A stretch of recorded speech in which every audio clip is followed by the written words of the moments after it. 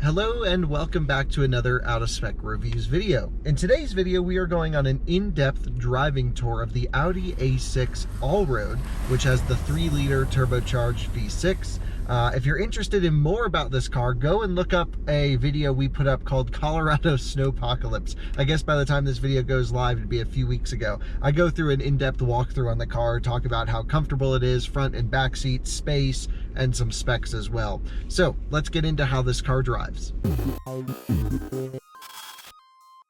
This Allroad has a base price of $65,900. This one's spec'd with the Prestige package. It's painted in Soho brown, which is awesome. First of all, it's just super cool that Audi would send out a brown wagon in their press fleet. That is like the journalist special. Every auto journalist who's a true enthusiast loves a brown wagon. So this one's spec'd out to about 72 grand, 71,990. Let's talk some specs, and then we're gonna drive it in 3 distinct environments. We're gonna drive it in the city. We're gonna take a look at the dual clutch, some of the steering weight, the braking calibration, the accelerator pedal calibration. Then we're going to shred it up a canyon road, and then we're going to take it out on the highway and try the driver assist system, see what happens if you don't touch the steering wheel, how does it try and get your attention, all of that good stuff. So in terms of specs, we have a 3-liter TFSI 6-cylinder engine. This is a mild hybrid 48-volt system. So it has a main turbocharger, of course, but then it's also got an itty-bitty turbocharger, which isn't technically a turbocharger because it's not exhaust driven, it's electric motor driven. So it'll spin up to 75,000 RPM in 250 milliseconds. And this basically provides quick boost over short airflow to boost up the main turbo so the engine gets the power. What this means is reduced lag at low RPM when you roll into the throttle. It's actually noticeable, it's nice. 335 horsepower, 369 pound-feet of torque. The car weighs 4,486 pounds. 0 to 60 manufacturer rated 5.1. I think we tested 5.5 at like 5,000 feet of elevation with 2 people in the car. So my guess, it's probably faster than 5.1 at sea level, but just a guess. EPA rated at 20 in the city and 26 mpg on the highway. I tested this car on the highway. I think that video will be coming out next. I won't give away the number, you'll have to watch. Truly impressive, really impressive range. 130 mile an hour top speed, top track speed. Audi always says top track speed. It's pretty funny. Listed for the USA. Other markets will probably go 155, I imagine. Let's see what we have here. We have a specially tuned air suspension for the Allroad. The maximum height is 1.6 inches higher than the A6 sedan. There's a specific Allroad mode in the Audi Drive Select that's been fantastic in the snow. Again, go watch that that video I did in the snow. We have a specific design from the Audi 6 Avant. I should say specific design differences. Basically, a wider front grille, silver trim around the side, specialty 20-inch wheels. Really good design on this particular car, and I love it in brown. The let's see, model year 20 and 21 have no change. So technically this car's a 2020, but we're saying it's a 2021 because there's no difference. So there you go. It's got a 7-speed dual clutch automatic, which we're going to be testing in the city, of course, mainly. And then we're going to see hopefully the benefit of quicker shifts up in the highway. It weighs 220 pounds more than the sedan, but has the same 0 to 60. Again, you lose 2 mpg in the city, you lose 3 mpg on the highway going from the sedan to the Allroad wagon. It has a front and rear 5-link independent suspension. This one has the big Bang & Olufsen sound system, so you lose the spare tire. It's got matrix headlights, but not the HD matrix headlights that are really, really, really nice. And let's see, it's got heated steering wheel standard, heated seats, virtual cockpit, which is this digital thing in front of me, which is pretty neat. And yeah, 1820 watt sound system. That's nuts. So let's put it in drive. We're in comfort mode, how you should be driving the A6 Allroad. Cruising along here in the city, we need to first talk about seating position, sight lines, blind spots, things like this. Well, the seat itself sits pretty high, much higher than like a normal sedan. So if you're thinking about wagon or SUV, this sort of gives you a halfway to SUV driving seating position. Even with my driver's seat all the way low, Personally, I feel like I'm sitting too high. I would prefer to sit nice and low, but I know a lot of people prefer a high seating position. This car definitely offers that. In terms of sight lines around the car, of course, you get blind spot monitoring and great driver assistance. We'll talk about that more on the highway, but of course, forward collision warning, braking for pedestrians, parking sensors, front and rear, all the stuff you would expect in a $70,000 Audi. The blind spot monitoring is flawless, works really well, and we have like a flock of geese running towards the car. In terms of blind spots, you can see there's just so much glass everywhere. There's almost none. We're just slipping on ice here for a second. So yeah, we just had a major snowstorm. We're sort of in that recovery period from it. So a little slick out here, that's for sure. Let's talk dual clutch and engine combination. So Audi's been using the 7-speed dual clutch transmission for a long time in their cars. It's a wet clutch system, so you don't really have to worry about like frying clutches or replacing things. That's just, you know, pretty much lifetime use. Now certainly you don't want to like brake boost it all the time on a clutch, but it's you know, just as robust as a torque converter for everyday driving. And yeah, really good transmission. You know, I've driven dual clutches all the way back from the early 2000s when they were single clutches. Now they're dual clutches, and they all have gotten much better. So when I lift off the brake pedal, the car comes out of auto start stop. We'll talk about this. It just revs up a little bit and then it engages. It's so smooth, unbelievably comfortable. We're just gonna go slow here because I need this. We don't have enough room to go next to the truck, basically. Yeah, interesting problems after a giant snowstorm here in Colorado. So dual clutch activation is awesome. Engine response at low RPM is truly excellent. This engine's still cold. We just started it and pulled out of the house, and it shows no sign of hesitation, no weird calibration. On startup, it just starts up and then it goes. It's really well tuned. This is something the Germans always do well, and especially at Audi, their engines are just rock solid in terms of driving feel. So you get the same benefit here. The shifts are totally imperceptible. If you have the audio up, the only way you'll know you're shifting is just the tack moving in the bottom left, but you will not feel a thing. And interestingly, this engine loves to just sit at 1,000 RPM all the time. Like cruising down the highway at 70, it runs 1,500 RPM. Here in the city, look, we're doing 1,100 RPM. Car's not shaking, car's not complaining. It's fine. I can put my foot down a little bit. We even get some acceleration. I can feel the turbos starting to boost up at 1,100 RPM. Crazy how well calibrated this car is. In terms of refinement of the suspension, this is where the money goes to the Allroad, and this is where the car excels truly. When you hit a bump in this car, you don't know it. You pretty much just flatten all of the bumps, and it's really nice how smooth this car is, how well it takes the road undulations. None of the road imperfections are transferred into you at all. It gives you a very bank vault-like feeling. It's pretty impressive. Let's talk about start-stop. So I'm going to approach this traffic light up here. I can't in that lane because there's a snowbank. Watch the engine shut off here. I hope you can see the tack on video. It shuts off at about 12 miles an hour. 14 miles an hour. It shut off coming into a stop. Actually, it turned itself back on. But what it'll do is it'll use nav data as well as radar to determine if you're coming up on a stopped vehicle and shut the engine off because it knows you're not going to accelerate, saving fuel and also saving the jolt of an engine shutting off. You can see we're sitting in auto start stop right now. Because it's the 48 volt system and it has a larger battery pack, it can actually run all of the accessories. You can turn the steering wheel without the engine kicking on. Really neat, and great integration of this whole system in the highway. When the engine does start up, I don't believe it's a belt starter motor. Maybe it is. You barely feel anything, and it just starts up and goes. Like you wouldn't even know that it's doing that. Again, if you just have your you know, sound system on, you wouldn't feel a thing. So city driving is fantastic.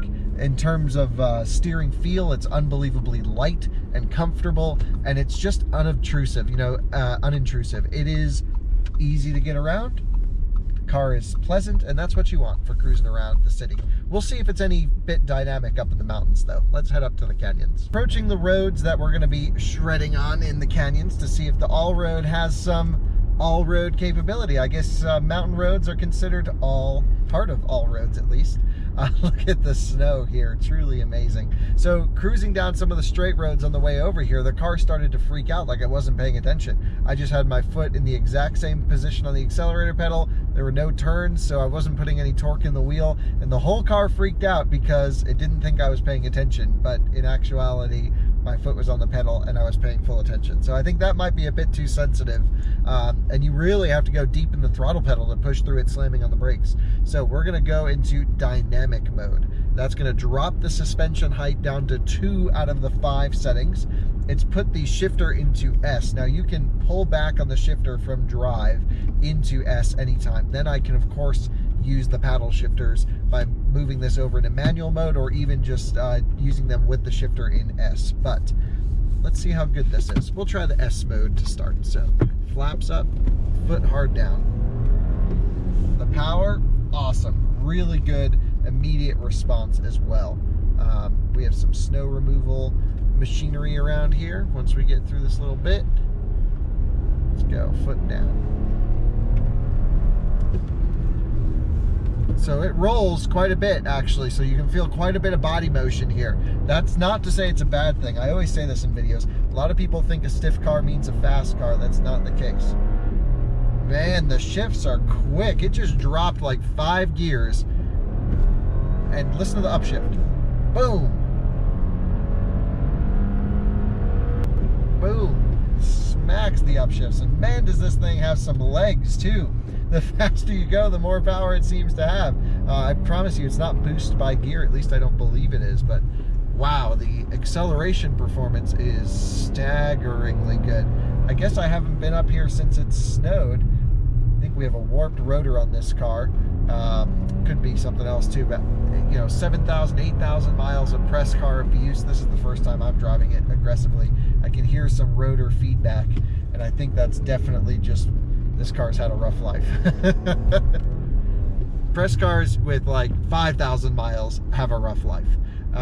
We're gonna need to be real careful of all this on the way down. We'll probably head down a different road, but this is kind of where this car shines. Cold weather, changing road conditions. The power.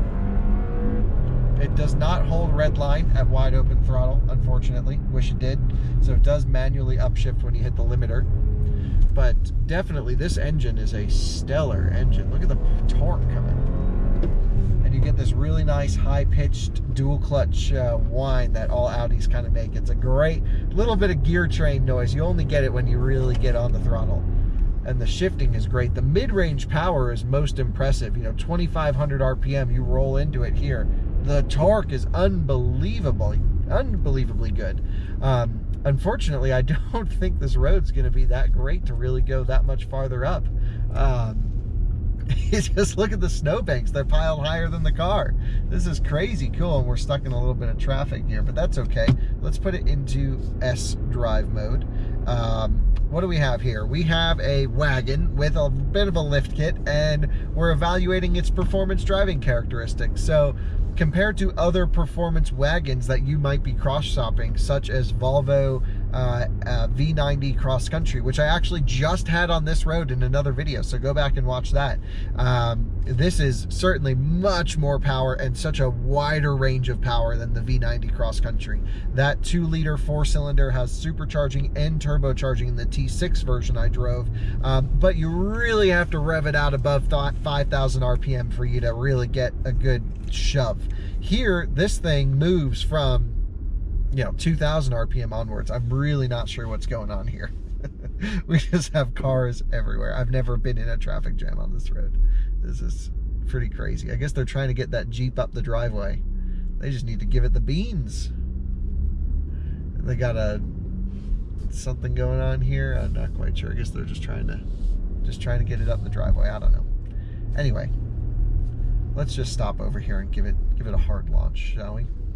So in S mode, we're gonna go just flooring it. So you can see 2,000 RPM, grabs the clutches. That 1-2 shift is nearly immediate. Pretty incredible, actually. And that 3,000 RPM shove. So then we get into steering, which is quite a long steering ratio, but easy to place. The thing with Audis is they have a heavy front end. They always have, and they probably always will. And you definitely feel that in this car. You got to get the front over, get the weight over, and then you can power out of the corner. No chance of any power on oversteer or anything like that from this all-wheel drive system. The steering is very direct. It's very weighted, and it gives you a pleasant feeling. You know, even though the car is heavy, you feel the weight, you feel it move around. It's kind of fun to drive it hard because you're getting to play with more variables such as weight transfer than you would in a much stiffer vehicle. So gotta say, having fun in the Audi up here, that's for sure. Dropping a few gears, watch the pitch and dive under the acceleration, just the front end. As soon as boost comes on, and then the braking drops the front end down. It's pretty fun. I wouldn't say it's as like driving a cruise ship. It's not like that. It's still quite dynamic. You can definitely cover some distance, and honestly, this would be faster than quite a lot of cars up here, mainly just because of the all-wheel drive system being able to pull you out of corners. And it seems to be a really nicely calibrated all-wheel drive system in this dynamic mode setting. So I guess we'll kind of stop the Canyon portion here because there's no use, and it's not really meant for this. This car's a highway cruiser for sure, but impressive enough up in the canyons to have some fun. Go, you know, if you have a mountain house, for example, you're going to have a good drive on the way home, and you can always go out for a bit of a drive with your friends in one of these things. I could see myself owning this car. This is a very me kind of car. It's you know, not necessarily meant to be a canyon shredder. It's not an RS3 or anything like that, but you can certainly hustle it around. See you on the highway. Now we are going to jump on the highway, and interesting, this car just sipped the fuel. You'll have to wait for the video. I won't give you the results, but I'm shocked. I have the car in comfort mode because that's where it is best used for. Now, and this is really the most important part for this car because this is really a highway cruiser. First up, why not? Let's just floor it onto the highway. Oh, does it freaking rip. This is way faster than it needs to be. Look at the speed merging on here. Won't be a problem getting up to highway speeds anywhere, and it sounds great too. So now that we're cruising on the highway, let me share my impressions with you. I just spent an hour on the highway with this car, and here's what it's like.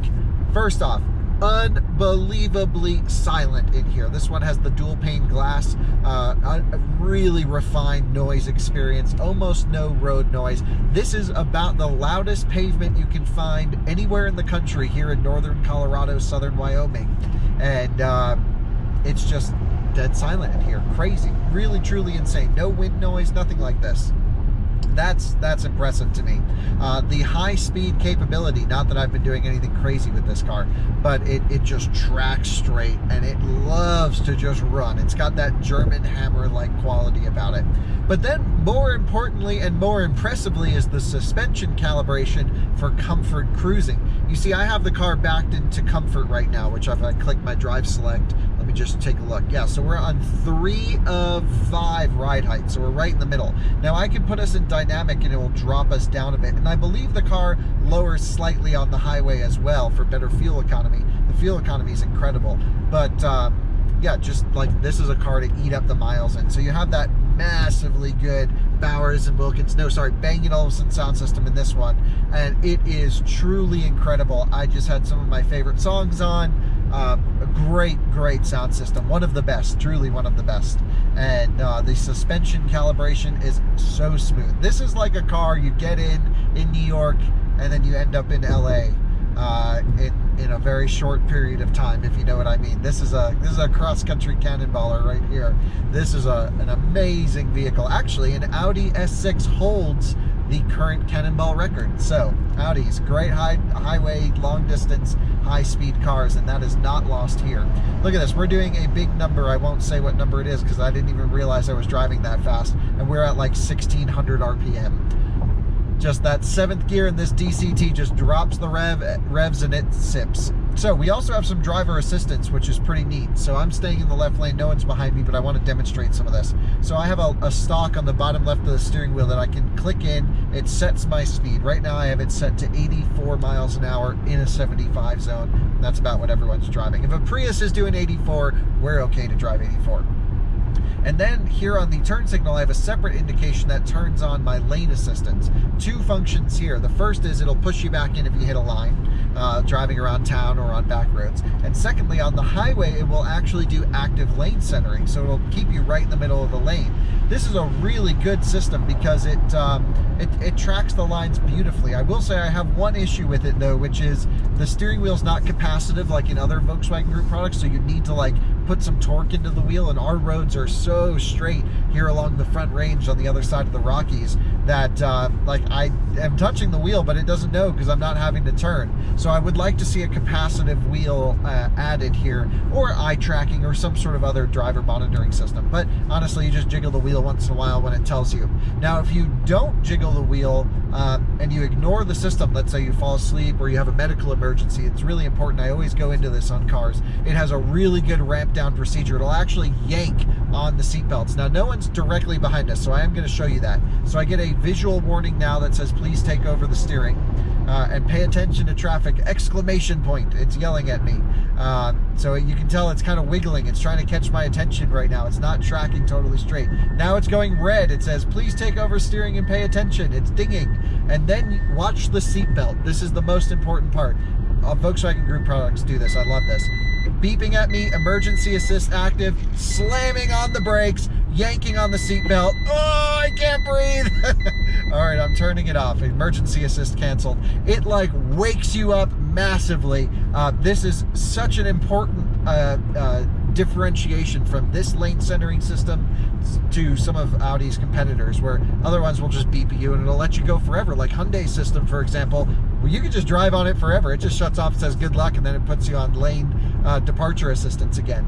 This is like actually trying to wake you up, get you going, putting the hazards on when you get too slow. Really well thought out driver protection. I'm not even sure what this is all called, but a really smart system right here. But I just love how it slams the brakes, does full ABS, and then yanks the seatbelt. So it actually almost, it doesn't really hurt, but it like squeezes you real hard. I mean, it's like a hard hug.